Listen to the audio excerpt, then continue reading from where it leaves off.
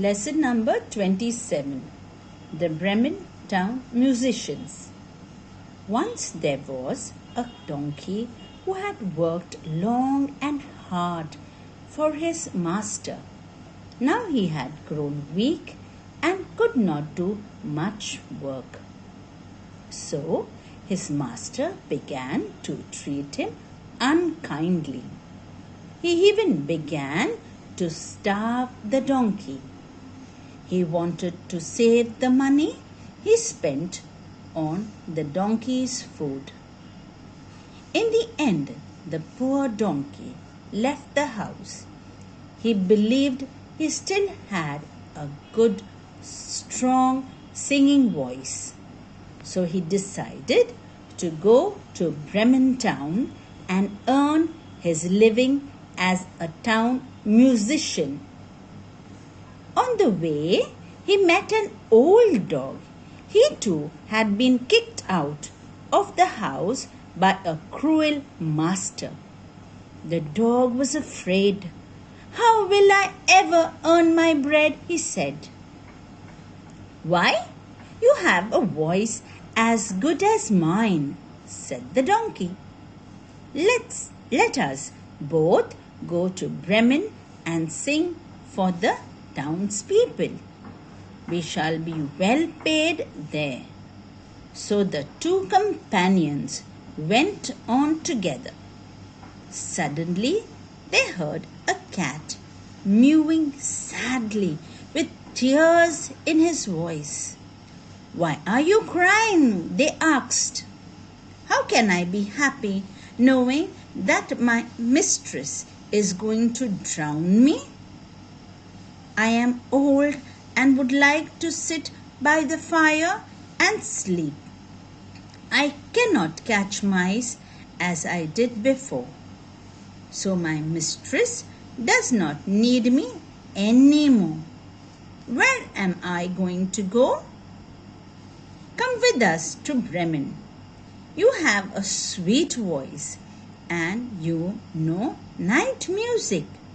You too can be a town musician," said the donkey. Now the three travelled together for some time till they came upon a farmyard. There they heard a cock's loud wailing. When they made inquiries, the cock told them, "My mistress is preparing a feast for her guest.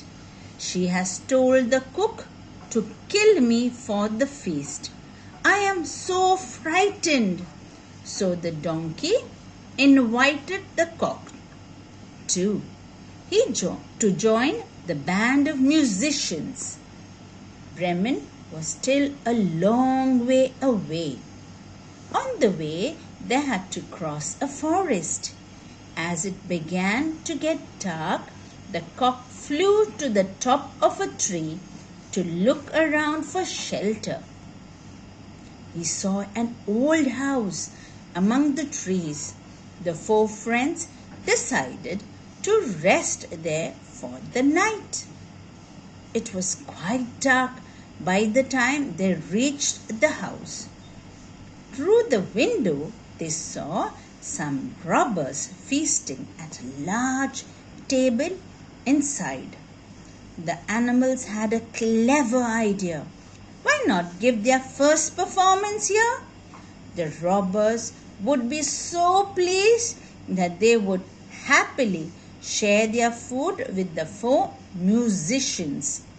They might even pay them for their performance. So the donkey placed his forelegs on the window ledge. The dog jumped on the donkey's back and the cat on the dog's. The cock perched on the cat's head. Then all at once and all together they began to sing their wonderful song. Strangely, the music only frightened the robbers. They only heard a terrible noise and saw the huge shadow cast by the animals together. They sprang from the table and, taking to their heels, disappeared into the forest. The four friends were puzzled, but they gladly sat down at the table and had a hearty dinner. Then they put out the light and went to sleep. The donkey on the straw in the yard, the cat near the stove, the dog on the doormat, and the cock on the beam of the roof. Now the robbers had not gone very far. Their leader saw the house become dark and quiet. So he sent a man to see if it was safe to go back to the house. The robbers had kept all their stolen riches in that house and wanted them back. The man went into the house on tiptoe. He saw the cat's eyes and thought that they were burning coals. He tried to pick up one to light his candle, but it frightened the cat. The angry cat flew at him and scratched his face. This frightened the robber. He turned to run out of the house. As he ran, the dog on the doormat bit his leg hard. He stumbled and fell on the donkey. The donkey, woken up suddenly, gave the robber a smart kick with his hind legs. And all this while, the cock had been screaming cock-a-doodle-doo in his ears and flapping his wings around his head. The robber nearly died of fright. Somehow he got back to his gang. In a trembling voice he told them that the house was full of monsters and deadly creatures who bit and scratched and kicked and attacked you in the dark. So the robbers never went back to the house.